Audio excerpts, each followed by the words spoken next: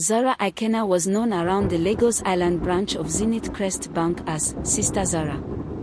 Modest in her dressing, always in long sleeves and flowing skirts, she spoke softly and prayed before lunch.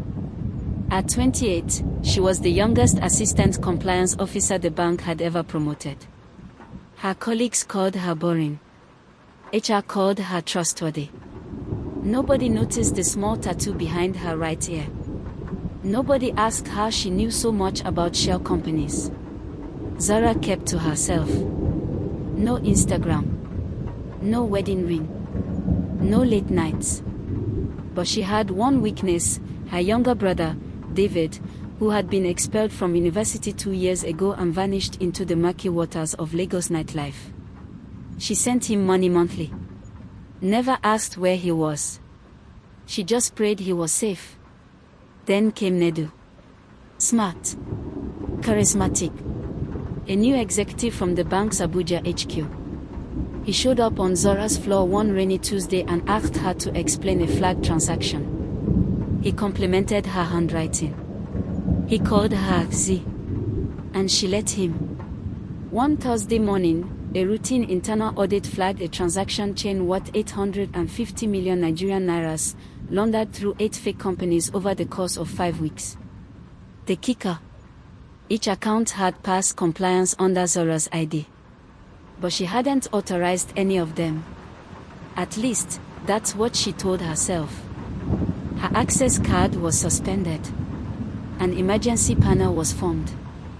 The EFCC, Economic and Financial Crimes Commission, showed up. So did the press. Zara sat in the boardroom, trembling. She looked down at the documents they showed her. Her name, her login, her password. But I didn't. Nedu was nowhere to be found. As the walls closed in, Zara began to investigate on her own. She remembered a strange email from IT support weeks ago, asking her to reset her password. She'd clicked the link. Enter her details. That's how they got in. She pulled old CCTV footage. At 2:43 a.m., Nedu had used a master key to access her desk.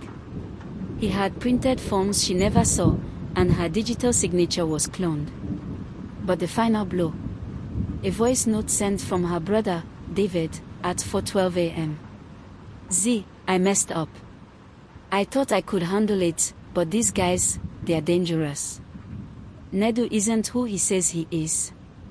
I didn't know he'd drag you into this. I'm sorry. Zara took the recording straight to the EFCC. She offered to cooperate. She wore a wire. 2 weeks later, they lured Nedu to a supposed cleanup meeting at a 6 hotel. He walked into the trap smiling. He walked out in handcuffs. Zara's name was cleared.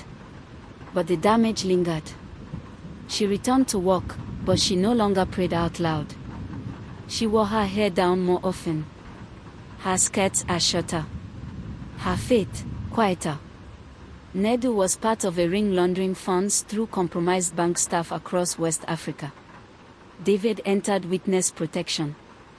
The case made headlines for weeks. Modest bank officer outsmarts fraud syndicate. Zara declined interviews. But a year later, she started a blog. She called it Behind the Firewall. And her first post read, "It's never the loud ones. Evil doesn't wear a mask.